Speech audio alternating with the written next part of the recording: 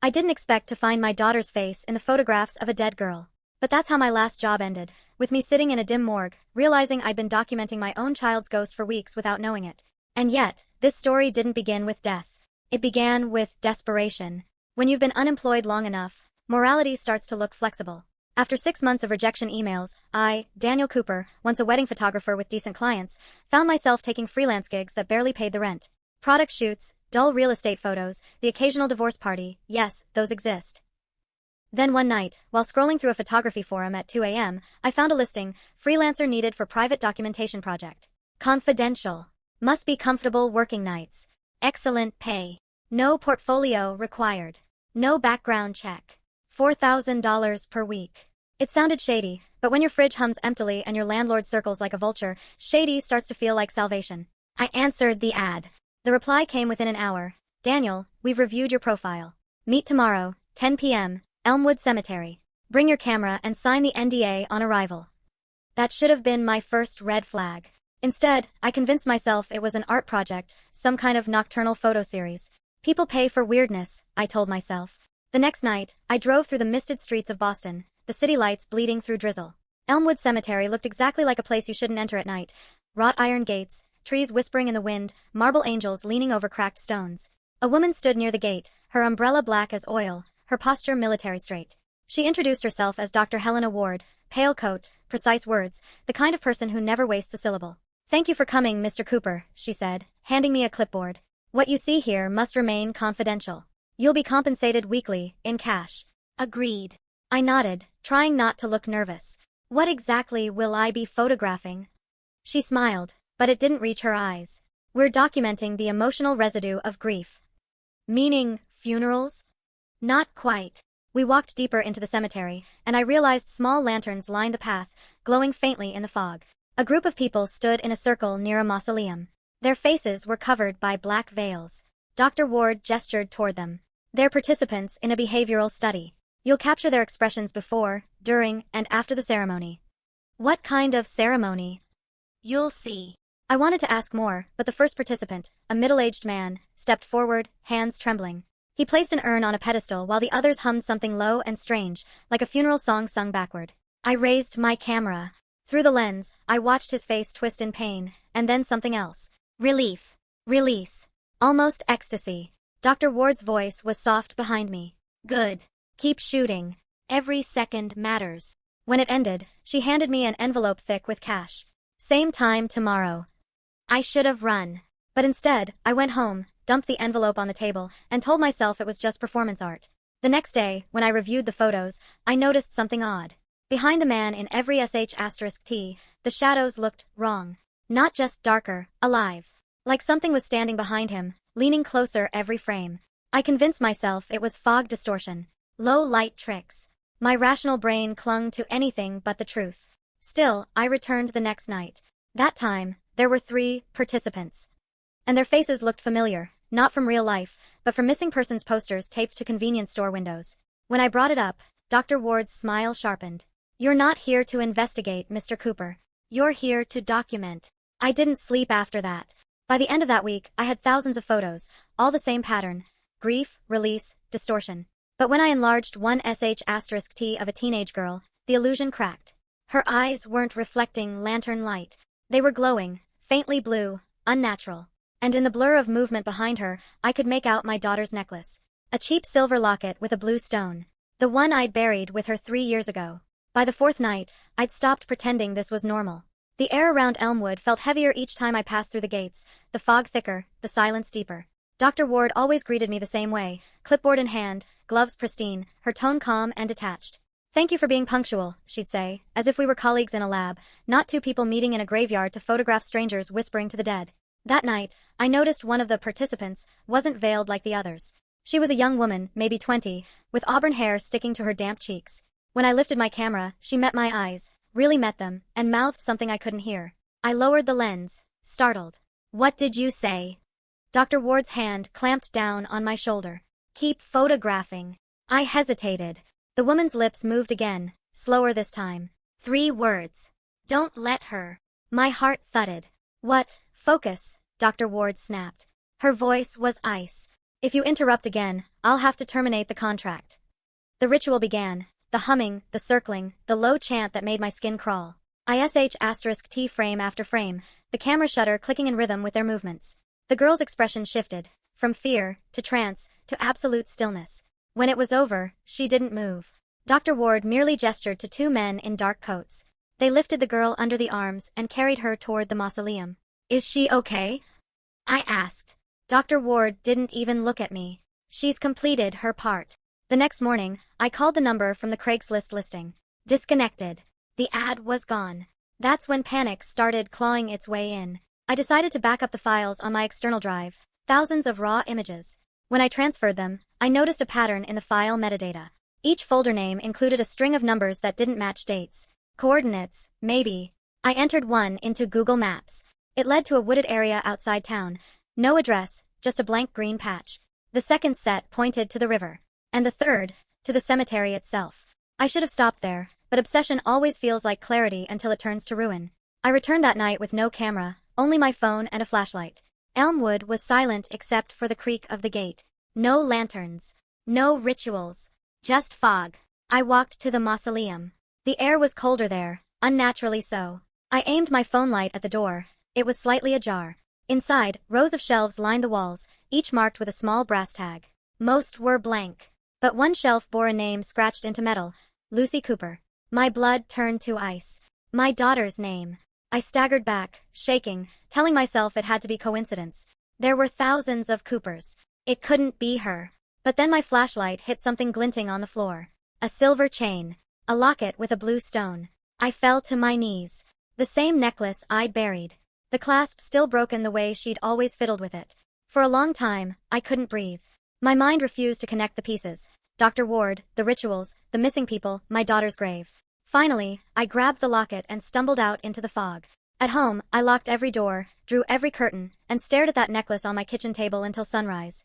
I couldn't shake the feeling that she'd been trying to tell me something through that lens. When I opened the photos again, I went straight to the image of the auburn-haired girl. This time, I zoomed in past her shoulder, past the edge of her veil, and froze. In the dark blur behind her was a faint reflection in the glass of the mausoleum window. A child's face. Wide eyes. Blue stone glinting at her throat. Lucy. I slammed the laptop shut so hard it nearly cracked. The next day, I drove to the cemetery in daylight, desperate for proof that this was just grief reanimating old ghosts. The groundskeeper stopped me at the gate. No visitors today, he said, chewing on a toothpick. Please, I just need to check one mausoleum, he frowned. Son, Elmwood doesn't have a mausoleum. Never did. I stared at him, numb. That's impossible. I was there 2 nights ago. He shook his head. You're mistaken. Closest thing is the old crypt in Willow Park, 5 miles north. But that place has been sealed since '98. My mouth went dry. Thanks, I muttered, backing away. I spent the rest of the day searching online for Dr. Helena Ward. There were dozens of wards in the state, but none in psychology, anthropology, or any university archives. No LinkedIn, no publications, no trace. She didn't exist. At midnight, my phone buzzed with a message from an unknown number. Stop looking. No signature. I dropped the phone. My hands shook so badly I nearly dropped the necklace too. I turned it over, staring at the tiny engraving I hadn't noticed before. It wasn't just Lucy's initials. It was a second set, etched faintly beneath, H.W. Helena Ward. For the first time, I realized I wasn't documenting grief. I was helping someone collect it. And maybe, she hadn't finished collecting mine. The next few days blurred together into a slow, paranoid haze. Every time I closed my eyes, I saw that reflection, Lucy's small, frightened face in the window, watching me. My mind kept replaying the sound of Dr. Ward's voice, the weight of her hand on my shoulder, the calmness she had when that girl collapsed. I stopped sleeping properly. I kept the lights on. I started hearing footsteps in the hallway outside my apartment, always between 2 and 3 a.m. I told myself it was the upstairs neighbor. But one night, when I looked through the peephole, there was nothing. Just still air and the faint sound of someone breathing on the other side. I shouted. Silence. By morning, I told myself I'd imagined it. Stress does strange things. Grief, worse. But when I checked my door, there were faint smudges near the handle, as if someone had pressed their fingers against it. Long fingers, like gloves that didn't quite fit. I needed to know if anyone else had worked with Dr. Ward. I started digging into photographer forums, job boards, any place with archived postings. Buried in a Reddit thread from 5 years ago, I found a comment that stopped me cold. Anyone ever take a gig with a woman named Ward? Weird rituals, no pay records, creepy old buildings. My files disappeared after ISH*T for her. If you see her, run. I messaged the account. No response. When I checked the user's history, every other post had been deleted. That was when I realized she'd been doing this for years. Different towns, different names. I thought about going to the police, but what would I even say? That I photographed a seance and found my dead daughter's necklace in a non-existent mausoleum? They'd either laugh or lock me up. So I did the next thing I could think of. I returned to the spot where the mausoleum had been. In daylight, it was nothing but wild grass and broken stones. But when I pressed my hand to the ground, it felt warm. That night, I dreamed of Lucy again. She was standing in a long hallway filled with mirrors. Every reflection showed her older. 5, 10, 15. Each version whispered a different phrase. Help her stop. She's not who she says she is. She's coming for you. When I woke, my phone was buzzing again. Another message from that same unknown number. Daniel, please stop going there. You'll make it worse. I froze. They used my name. My number was unlisted. I called back. Straight to voicemail. But the moment I hung up, another message appeared. She can see through the lens. Don't use your camera. I threw my phone across the room. The screen cracked. I wanted to believe someone was warning me, but it felt more like I was being watched. 2 days later, I got a visit from someone claiming to be from the city archive department. A tall man in a dark suit, too pale, too still. He showed me a badge, though I never saw a name. Mr. Cooper, he said smoothly, we're auditing private photographers who've worked on historical restoration projects. Could we ask you a few questions about Dr. Ward? My blood went cold. How do you know about her? He smiled faintly. We're simply cross-referencing records. His eyes didn't blink once. I told him I didn't know anything. He handed me a card and left. When I looked at it, there was no name, no number, only 3 words embossed in black foil. Remember the living. That night, I deleted every file, every photo. I even burned my backup drives in the sink. But when the flames dimmed, one image appeared on my computer screen. I swear I hadn't opened anything. Lucy again. Only this time, she was older. The same age she'd be now if she were alive. And behind her, I saw me. Standing in that mausoleum. But I never took that photo. It was around then that the world began to change. My mirrors fogged even when there was no steam. My reflection lagged, like a delayed video feed. Neighbors began avoiding me. The old woman from 3B, who used to bring me cookies, looked terrified when our eyes met in the hallway. She's marked you, she whispered. You should have never gone back. I didn't ask who she was. I already knew. Dr. Helena Ward, whatever she was, had left a trace in me. A tether. Sometimes, when the lights flickered, I saw her in the corner of the room, just a silhouette in white. Watching. And every time I reached for my camera, even just to move it, I felt something tighten around my chest, like an invisible hand reminding me, you gave her the lens. Now she's using yours. For a week, I barely left the apartment. The curtains stayed drawn, the phone unplugged. The outside world felt thin, brittle, like I could punch through it and fall into something else entirely. But nightmares kept seeping through the cracks. Every time I closed my eyes, I saw the mausoleum door swing open, and inside, hundreds of faces, blurred, gasping, whispering one word over and over, remember. When I woke, I'd find small things out of place. My shoes by the door, covered in dried mud. My camera on the kitchen counter, though I'd locked it away. Once, I woke to the sound of a shutter. Just one click. The camera sat on my desk, lens pointed directly at me. I threw it in the trash, drove across town, and left it behind a diner. By the time I got home, it was on my couch. That was the moment I knew, she wasn't just watching through the lens. She was inside it. I started researching everything about ritual photography, necromantic documentation, historical seances. I learned that some Victorian photographers believed a camera could capture not just an image, but a bond. A spiritual imprint between the living and the dead. In one article, an old journal excerpt mentioned a woman named H. Ward who led a series of memory preservation ceremonies in the 1890s, the same phrasing she'd used. She'd vanished after a fire destroyed her estate in 1893. The report claimed several bodies were found fused to the glass of her darkroom. That name, that year, that signature on the locket. My hands trembled as I read. It couldn't be coincidence. But then I remembered the girl, the auburn-haired one who'd whispered, "Don't let her." I zoomed in again on her photo, beyond Lucy's reflection this time, and found another face hidden in the blur, Dr. Ward's. Except her eyes weren't human. They were streaked with light, vertical pupils like a camera aperture. Every night after that, my apartment grew colder. The walls began to pulse with faint shadows, like negatives developing beneath the paint. When I turned on the lights, they froze, shapes of people, faint outlines burned into plaster. And sometimes, I'd hear whispering behind the walls. Not voices. Film static. I reached out to the only person I thought might believe me, a journalist named Tara who'd covered occult crimes in the state. I sent her everything. The photos, the texts, even the necklace. 2 hours later, she replied. This isn't just you. 2 other photographers have gone missing since last year. Both had ties to an H. Ward restoration project. Their last uploads were distorted images with reversed faces. Daniel, stop investigating. Whatever this is, it feeds on grief.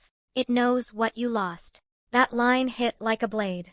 It knows what you lost. The next night, I heard a knock. Slow, deliberate. I didn't answer.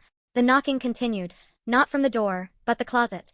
I grabbed the baseball bat I kept by the couch and swung the door open.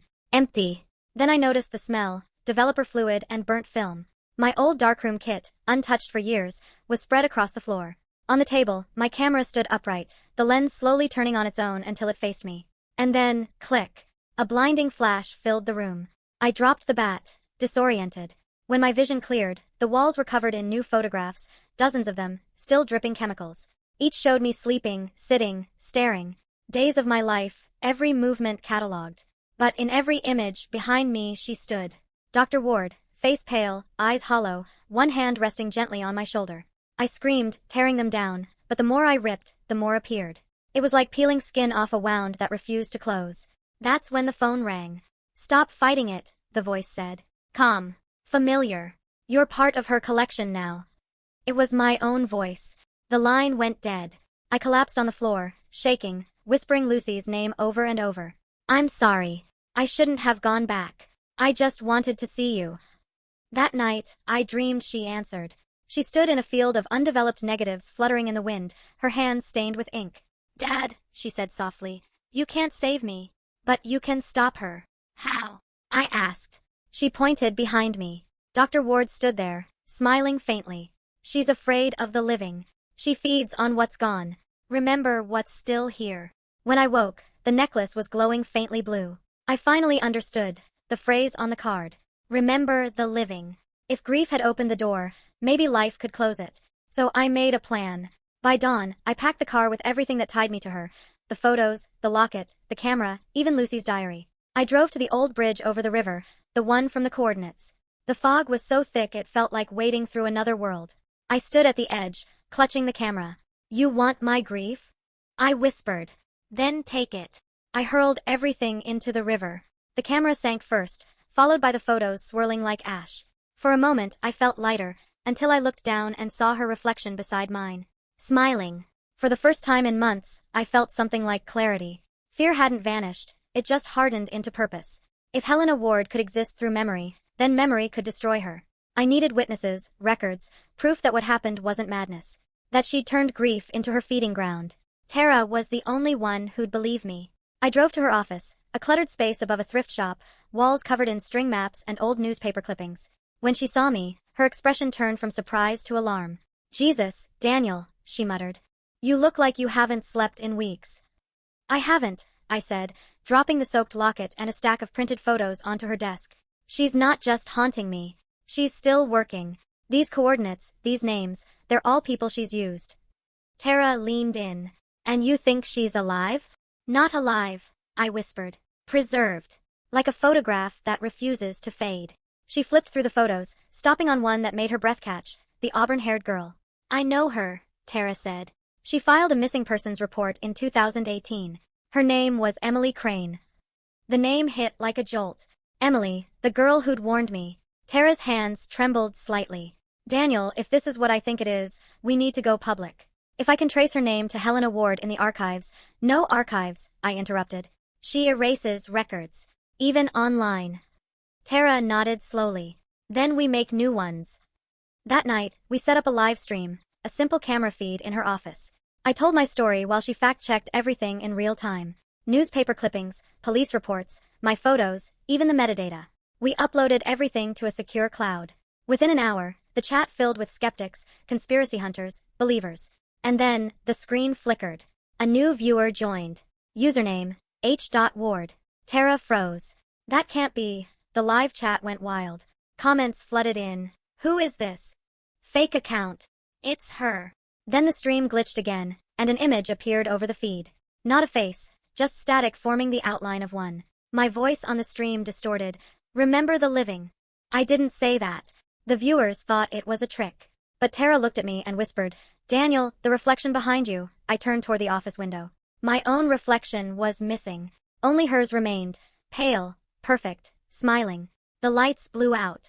Tara screamed, and I felt the temperature drop, the same cold that had filled the mausoleum.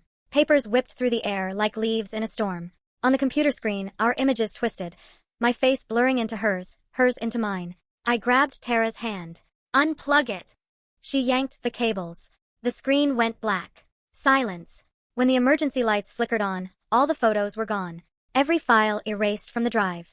The only thing left on the wall was the phrase burned into the paint, the letters warped and dark. Remember the living. We ran to the parking lot, gasping. My car doors were unlocked, though I was sure I'd locked them. On the passenger seat sat a new camera. Old, heavy, vintage, with a note taped to it. For your next shoot, H. Tara cursed under her breath. She's baiting you. I know, I said. But if this camera connects to her world, it's the only way to reach her. She grabbed my arm. Daniel, she K*LLS people. I shook my head. No. She collects them. There's a difference. And maybe that means she can be broken. We took the camera back to my apartment. Tara set up her recorder while I studied the mechanism. Glass, brass, hand-carved. When I opened the back plate, I found something wedged inside, a small piece of undeveloped film. The frame showed a single word written in what looked like blood. Stop. Tara looked at me. What if it's her warning? No, I said quietly. It's hers. I pointed to the faint outline beneath the letters, a child's handprint. Lucy's size. My throat tightened. She's still fighting. That means I can reach her. Tara exhaled shakily. Then we do it right. We find where this started. The real Ward estate. She spent the next 2 days tracing property deeds. Every record of Helena Ward led to one location, a burned-down mansion outside the town of Pine Hollow, listed as condemned since 1900. We drove out there before dawn. The house was skeletal, blackened beams, walls melted into ash. Yet, in the middle of the ruins stood something intact, a single iron door, half buried in earth. I recognized it instantly. The mausoleum door. Tara whispered, You ready? I tightened my grip on the camera. No. But I have to be. We pried the door open. The air that escaped was stale and heavy, carrying the faintest echo of a shutter click. Inside, photographs covered the walls. Thousands of faces, frozen mid-scream. Among them, Lucy's. Tara gasped. Oh my God. She's not gone, I said, voice breaking. She's trapped here. The floor pulsed faintly, as though the earth itself were breathing. Tara raised her recorder. Say it, Daniel. On record. Everything. I looked straight into the lens and whispered, Helena Ward, I'm taking them back. I lifted the vintage camera, aimed it at the wall, and pressed the shutter. For a split second, I saw them move, the faces turning toward me, light bleeding through the emulsion, Lucy's eyes meeting mine. Then everything went white. When the light hit, it wasn't blinding, it was infinite, like being submerged in a sea of glass. I couldn't tell if I was standing or falling. The ground, if it existed, rippled like liquid film. For a moment, there was silence. Then, whispers. 1,000 of them, soft and overlapping, the sound of old photos burning, of negatives dissolving in acid. I tried to breathe, but air didn't behave right here. It slid through me like smoke. Tara! I called out. Nothing. Only the echo of my own voice, fractured into a dozen tones. And then, through the haze, I saw her. Lucy. She stood ahead, barefoot, her white dress flickering like a frame out of sync. Her necklace glowed faintly blue, pulsing like a heartbeat. Dad, she said, and the word reverberated, splitting into childlike echoes. You shouldn't have come. I stumbled toward her. I had to. I couldn't leave you here. She shook her head. You don't understand. She's everywhere. Every photo, every reflection. She's part of how people remember now. I reached for her hand, but when our fingers met, the air hissed. Her skin rippled like wet ink. Behind her, the fog twisted and condensed into a shape. Dr. Helena Ward stepped forward, her white coat immaculate, her eyes dark apertures expanding and contracting with each breath. She smiled, that same cold, calculated expression.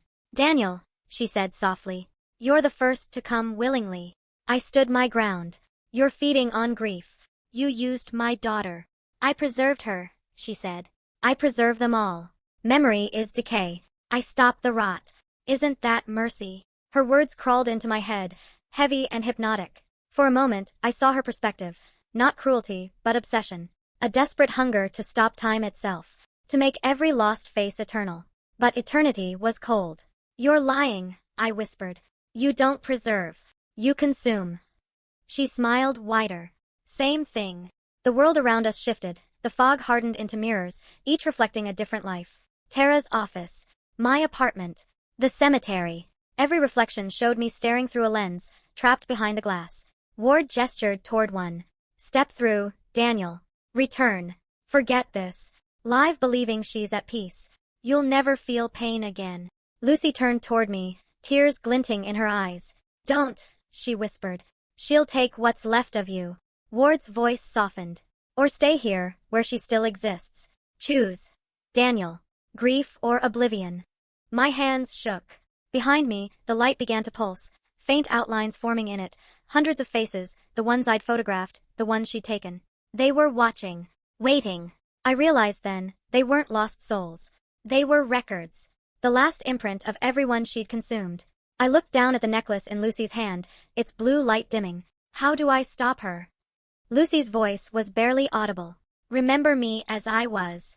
Not as she made me. Ward hissed. No. You'll K*LL her memory. You'll erase her. The walls began to shatter, glass splintering into ribbons of light. Ward lunged forward, her form glitching, flickering between woman and machine, priestess and monster. I grabbed Lucy, pulling her close. I love you, I whispered. That's enough. Then I closed my eyes and pictured her laughing, not pale, not trapped, but alive. The day she learned to ride her bike, the way she smeared paint across her hands, the sound of her humming off-key. The whispers grew louder, angrier. Ward screamed, a sound like breaking film reels, and the mirrors exploded outward, shattering into white. Light consumed everything. When I opened my eyes, I was back in my apartment. Morning sunlight streamed through the blinds. My camera sat on the table, melted, smoke curling from the lens. Tara's recorder blinked red, still on. I played the file. Only static. Then, faintly, a child's voice. Thank you, Dad. I broke down then, not out of fear, but release. Later that day, Tara called. She was alive, though she said she'd woken miles away, with no memory of how she got there. The footage from her cameras was gone, replaced by a single still image, a field of light, with silhouettes walking into the horizon. Daniel, she said quietly, whatever you did, I think it worked. But that night, as I was turning off the lights, I caught my reflection in the window. For a split second, there was another figure beside me, pale coat, black eyes, faint smile. Then, nothing. I told myself it was a trick of the glass. A leftover dream. Still, sometimes when I look at old photos, even ones I didn't take, I swear I see her. Not Dr. Ward. Lucy. Smiling from the background, untouched, free. And every once in a while, when the world goes quiet, I hear a faint click. A shudder. Somewhere, someone is still taking pictures. Weeks passed before I could even say her name out loud again. Lucy. It used to feel like glass in my throat. Sharp, painful, final. Now it felt lighter. Not gone, but softened, like a photograph fading at the edges.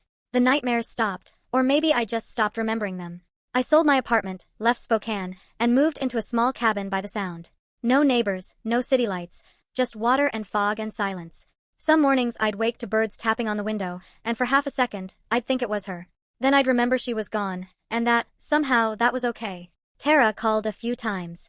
She'd published her article, The Photographer Who Vanished in His Own Work. It went viral for a week before disappearing, just like everything else connected to Helena Ward. She laughed bitterly when she told me. It's like she's still erasing the evidence. But she sounded different too, quieter, like someone who'd glimpsed the machinery behind the world and wasn't sure she wanted to see more. I told her I'd stopped taking photos.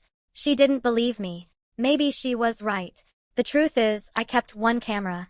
Not the cursed one, a simple analog model, older than me. It doesn't hum, it doesn't glitch, it doesn't whisper when I touch it. Sometimes I take it down to the shore at dusk. The light there turns the water silver, the same shade as Lucy's necklace. I only take one photo each time. I never look at them afterward. Because I'm afraid. Afraid that one day, I'll see something in the background. Her smile, her reflection, her silhouette standing where the fog meets the sea. And I don't know if that would comfort me or destroy me. Life became strangely simple. I started fixing things around town. Old signs, broken fences, leaky roofs. Work that kept my hands busy and my mind quiet. Sometimes people would ask what I used to do. I'd smile and say, photography, and leave it at that. But there were days when the air would shift, and I'd feel it, that invisible pulse under my skin. A faint hum, like the sound of film advancing in an old camera. I'd freeze, listening. Then it would fade. The doctors call it trauma-induced tinnitus. I call it her heartbeat. One evening, Tara visited. She brought a small box. Metal, rusted, sealed with tape. I found this in the archives, she said. Under a different name. The handwriting matches Ward's. Inside were photographs. Dozens of them, all blank. Except for the very last one. It showed the field of light we'd seen before, but clearer now. Rows of people walking into the horizon, faces turned toward the glow. Among them, Lucy. She looked back over her shoulder, smiling. Below the image, scrawled in faded ink, was a message. To remember is to set them free. Tara exhaled shakily. What do you think it means? I stared at the photo until my eyes blurred. Maybe it means she's not trapped anymore. Maybe none of them are. She nodded, though I could see the doubt in her eyes. And if Ward isn't either? I looked out the window. The fog had thickened, rolling in like slow breath. I don't think she ever left, I said quietly. I just think she changed places. That night, after Tara left, I sat by the water with the photo in my lap. The wind carried the faint scent of rain and something chemical, developer fluid, sharp and nostalgic. I thought about burning it, ending the cycle completely. But I couldn't. It wasn't fear. It was gratitude. Because for all her horror, Helena Ward had forced me to look, really look, at what I'd been running from. Grief isn't the ghost. It's the lens. It shows you what still matters, even when everything else fades. I closed my eyes and whispered, I remember. When I opened them, the photo was blank. Now, years later, I sometimes teach photography workshops for beginners. Small groups, old cameras only, no digital gear. I tell them the same thing every time. Never take a picture just to keep something. Take it to let it go. They laugh, thinking it's poetic nonsense. Maybe it is. But occasionally, one of them will capture something strange. A light flare that looks too deliberate, a shadow that doesn't belong. They'll show me, nervous, and ask if it's a mistake. I always smile. No, I tell them. That's memory. It has its own way of showing up. And when they leave, I sit alone in the darkroom, watching the images emerge in the red glow, shapes forming, fading, reforming again. Sometimes, for just a moment, I see her reflection behind me. Not Helena. Lucy. And every time, I whisper the same thing, I remember. The room stays silent. But the air always seems to shimmer, as if someone, somewhere, has just taken a photo.